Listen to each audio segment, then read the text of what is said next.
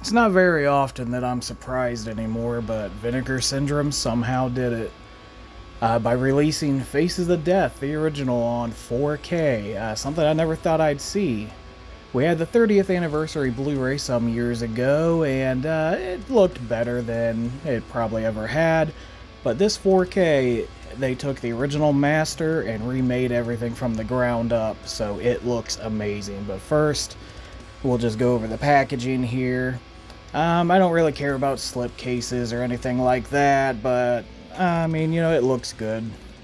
And I can make an exception this time because with all the extras that it comes with, it's understandable that they need something to hold it all in.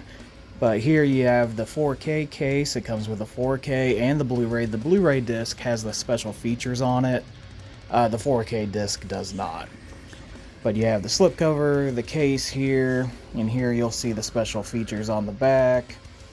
All the same special features that were on the Blu-ray, except there's a new one with some new recently found outtakes and behind the scenes stuff, which is pretty nice. Here's a booklet that just kind of goes over the making of and has some nice artwork and some other stuff. One of those things you'll look at once and then never again. Comes with 2 of these stickers. Whatever you're gonna do with them, I don't know. It's nice that they gave you 2 so you can keep one and use one.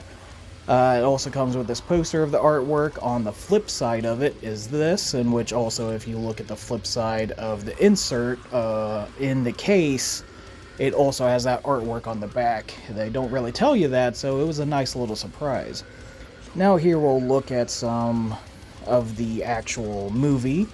And you can see already it looks amazing. So much better than even the Blu-ray, and definitely miles above the VHS, which is probably what most people have seen.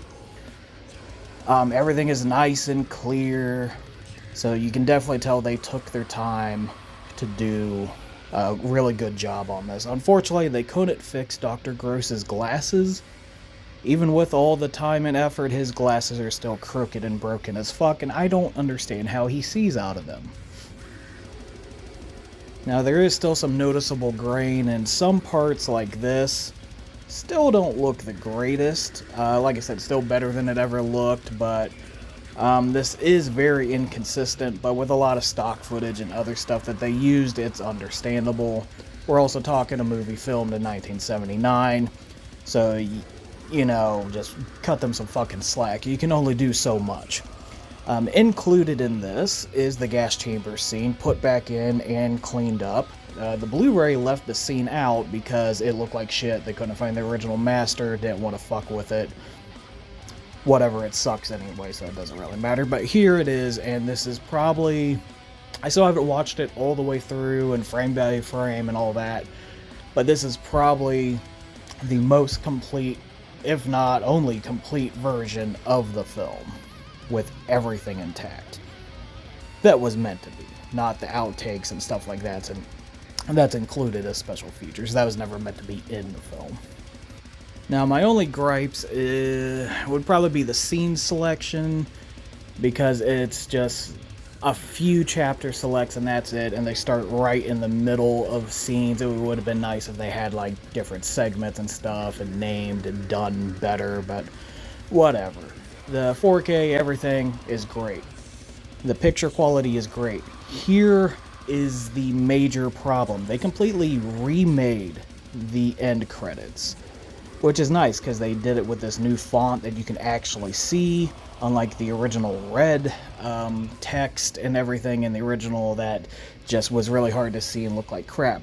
The problem is they did not copy it completely. So I'm going to show you what they did. I don't know how they did this. I did message Vinegar Syndrome and addressed it to them, so I assume that they're looking into it. I sent them screenshots so they know I'm not just making up shit.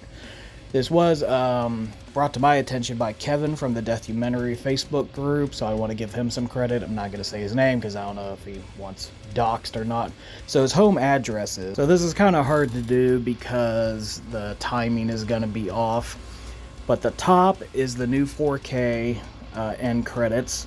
The bottom left is the Blu-ray end credits for part 1, and the bottom right are the end credits from the DVD for part 2. and it's going to be kind of hard to tell here. But see, the major difference in part 1 is in the bottom left, you see that the original end credits had the music added in there. For some reason, the 4K leaves the music part out, adds it after the fact. But if you line up the names here, part 1 and 2, they're almost identical, but there are a few name changes here that are different, and you'll notice how the top and the bottom left are both from part 1, but the credits are slightly different. But if you notice, the new 4K at the top and the bottom right from part 2 are identical. And when we get to the end, you'll even see that the copyright is from part 2, not from part 1. So somehow, some way, they made the credits from scratch, but somehow used the end credits from part 2, not from part 1. I don't understand how the fuck that happened. But you could just make up a whole bunch of bullshit, but once you get down to it, you see the copyright. That gives it all away. Also on the top, the 4K, it says Dr. Francis B. Gross portrayed by Michael Rio. You see on the other ones, it's Michael Carr. The actor's name is Michael Carr. I don't know where they got Rio from, so that's another mistake.